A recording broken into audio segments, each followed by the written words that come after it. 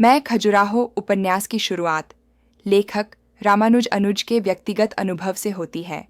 वे बताते हैं कि खजुराहो उनके लिए केवल एक पर्यटन स्थल नहीं, बल्कि एक आध्यात्मिक तीर्थ है। पहली बार जब वे परिवार सहित 1952 में वहां गए, तब उन्हें यह स्थान केवल सुंदर मूर्तियों का समूह लगा।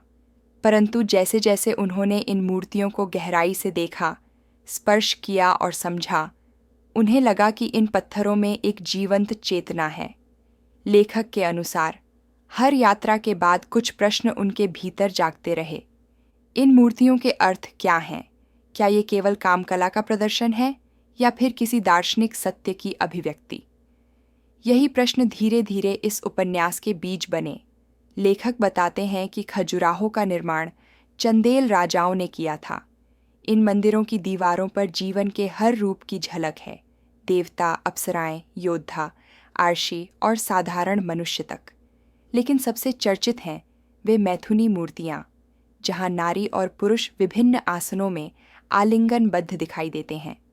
सामान्य दृष्टि से ये कामुक प्रतीत होती हैं, पर लेखक इनका अर्थ कहीं अधिक गहरा बताते हैं। अनुज कहते हैं, यहाँ काम नहीं, काम का आध्यात्मिक रूपांतरण है। यह देह का नहीं, ऊर्जा का मिलन है। वे बताते हैं कि खजुराहो जीवन के 4 पुरुषार्थों धर्म, अर्थ, काम और मोक्ष का प्रतीक है। यहाँ का हर मंदिर इस सत्य को कहता है कि मनुष्य तभी पूर्ण है जब वह देह, मन और आत्मा तीनों को एक सूत्र में बांध ले। लेखक ने इन मूर्तियों को पत्थर नहीं बल्कि साधक कहा है। वे मानते हैं कि हर मूर्ति ध्यानस्थ है। वह हमें यह सिखाती है कि जीवन का हर रूप सुंदर है यदि उसमें प्रेम और जागरूकता हो। रामानुज अनुज लिखते हैं, जो इन मूर्तियों को केवल नग्नता के रूप में देखता है, वह स्वयं अपने भीतर की अंधता को देख रहा होता है। उनके अनुसार खजुराहो की कला भारतीय जीवन दर्शन का प्रतीक है, जहाँ भक्ति, रति और यति तीनों एक साथ मौजूद हैं।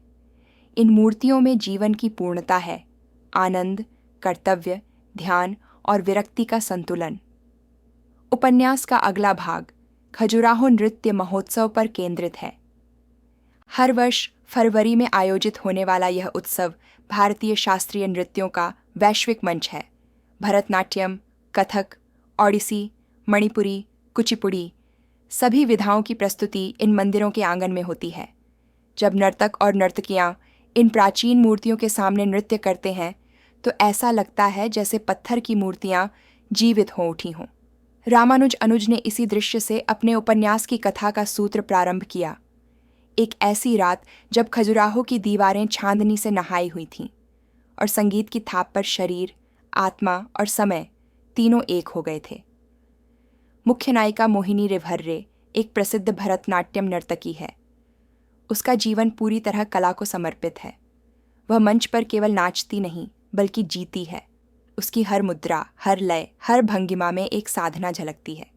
मोहिनी का नृत्य सिर्फ सौंदर्य का प्रदर्शन नहीं, बल्कि परमात्मा से संवाद है। कहानी की शुरुआत होती है जब वह खजुराहो में नृत्य महोत्सव में प्रस्तुति देने आती है। वह थकी हुई है, भीतर एक खालीपन है। पर मंच पर कदम रखते ही जैसे वह पुनः जीवंत हो उठती है, मानो उसके भीतर से कोई और शक्ति प्रवाहित हो रही हो। मोहिनी की सहेली रोभन्या उसी की तरह नृत्यांगना है, लेकिन उसके दृष्टिकोण में अधिक विचारशीलता और विद्रोह है।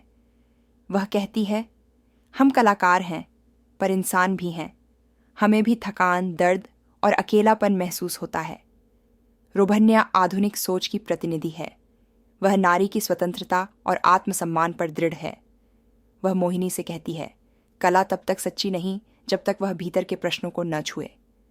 दोनों के बीच गहरा आत्मीय रिश्ता है। एक साधक है, दूसरी चिंतक। एक अनुभव है, दूसरी विवेक। उनका संवाद इस उपन्यास की आत्मा बन जाता है। तीसरा प्रमुख पात्र अमरकांत है, एक युवा गाइड जिसने MBA करने के बाद बेरोजगारी के कारण खजुराहो में काम शुरू किया। पर वह मात्र पर्यटकों को मूर्तियां दिखाने वाला गाइड नहीं, बल्कि उन मूर्तियों के अर्थ को जीने वाला इंसान है।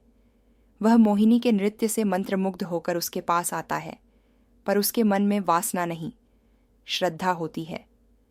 उनका मिलन धीरे धीरे एक आध्यात्मिक संवाद में बदल जाता है। अमरकांत कहता है, जब तुम नाचती हो, मैं तुम्हें नहीं, उस ऊर्जा को देखता हूँ जो तुम्हारे भीतर से निकलकर पूरे ब्रह्मांड को छू लेती है। उनके बीच का प्रेम सांसारिक नहीं, बल्कि आत्मिक है, जैसे कोई साधक अपनी देवी से प्रेम करता है। लेखक इस प्रेम को किसी रूमानी कथा की तरह नहीं, बल्कि अस्तित्व की साधना के रूप में प्रस्तुत करते हैं। मोहिनी और अमरकांत का रिश्ता देह की सीमाओं से ऊपर है, वहीं रोभन्या का प्रेम अपनी स्पष्टता में कठोर और यथार्थवादी है। वह कहती है, प्रेम सुंदर है, पर उसमें स्वतंत्रता का स्थान होना चाहिए। इन तीनों पात्रों के माध्यम से अनुज ने जीवन की 3 अवस्थाएं दिखाई हैं: भक्ति, मोहिनी, ज्ञान, रोभन्या और कर्म, अमरकांत। तीनों मिलकर मानवता के पूर्ण चक्र को रचते हैं। रामानुज अनुज ने इस उपन्यास में कई स्थलों पर मूर्तियों से संवाद कराया है। वे कहते हैं, इन मूर्तियों की मुस्कान में वह शांति है जो ध्यान में मिलती है, और उनका आलिंगन जीवन की एकता का प्रतीक है।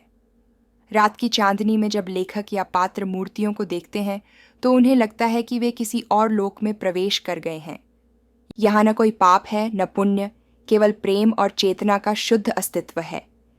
लेखक के शब्दों में, खजुराहो देह का नहीं, दिव्यता का महोत्सव है। यह वह जगह है जहाँ पत्थर भी सांस लेते हैं।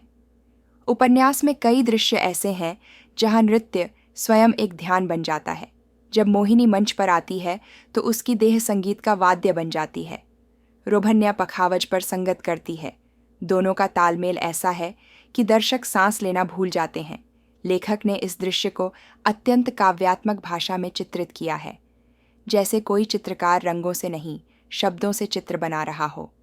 यहाँ नृत्य केवल मनोरंजन नहीं, बल्कि योग है, शरीर की गति और आत्मा की स्थिरता का संगम। कथा के मध्य भाग में मोहिनी और रोभन्या के बीच जीवन और कला के अर्थ को लेकर कई विचारोत्तेजक संवाद हैं। मोहिनी मानती है कि कला ईश्वर की साधना है, जबकि रोभन्या मानती है कि कला समाज से संवाद है। दोनों की बहस हमें भारतीय स्त्री की 2 पीढ़ियों की सोच को दिखाती है, एक परंपरा से जुड़ी हुई, दूसरी आधुनिकता से जूझती हुई। अमरकांत दोनों के बीच समझदारी का पुल है। वह दोनों से कहता है, कला का सार यही है कि वह जीवन को सुंदर बनाती है, चाहे वह मंच पर हो या मन में। उपन्यास के उत्तरार्ध में लेखक स्पष्ट करते हैं कि खजुराहो केवल मंदिरों का समूह नहीं, बल्कि मानव चेतना का मानचित्र है। यह हमें यह सिखाता है कि धर्म हमें अनुशासन देता है, अर्थ हमें स्थिरता देता है, काम हमें सृजन देता है और मोक्ष हमें मुक्ति देता है। इन चारों के बिना जीवन अधूरा है। खजुराहो इन सब का संगम है, जहाँ देह में देवता बसते हैं और वासना में भी साधना झलकती है। उपन्यास के अंत में सभी पात्र अपने अपने मार्ग चुनते हैं। मोहिनी का प्रेम अमरकांत में नहीं, अपने नृत्य में पूरा होता है। रोभन्या आत्मनिर्भर होकर नई दिशा में जाती है और अमरकांत खजुराहो की गहराइयों में स्थिर साधक की तरह रह जाता है। यह अंत हमें यह सिखाता है कि प्रेम का अर्थ मिलन नहीं, पूर्णता है।